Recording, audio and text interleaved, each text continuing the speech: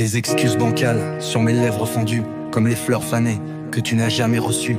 Oscillant entre deux mondes que je n'habite plus, cet équilibre sacré, je l'ai déjà perdu. Entre ta présence et mes causes happées sans pouvoir dire non, je m'incline devant toi, mes remords comme offrande dérisoire. J'ai voulu sauver l'univers sans être ancré nulle part. Quand ton regard cherchait le mien fuyait vers l'horizon.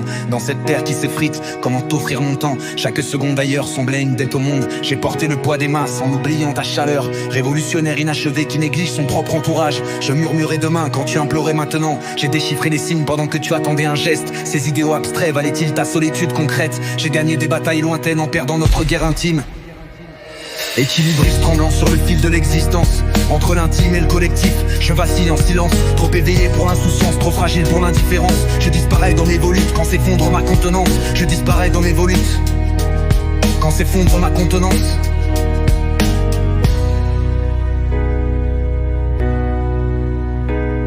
Les vapeurs indigo enveloppent mes veilles comme des linceuls. Ce voile éthéré qui étouffe les cris sourds de ma conscience. Je transmute en léthargie ce qui devrait être éveil.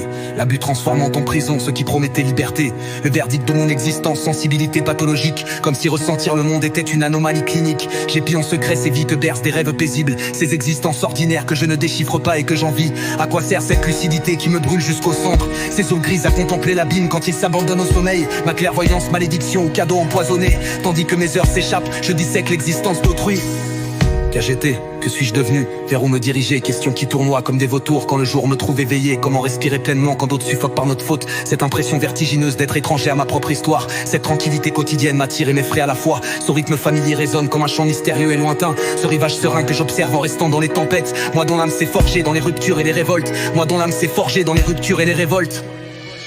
Leur visage lumineux me hante, ces enfants que je n'appellerai jamais. Tonton résonne comme l'écho d'une lignée interrompue. Comment insuffler la vie quand on prophétise l'effondrement? Je m'agenouille devant ce choix qui me lacère à chaque aube nouvelle.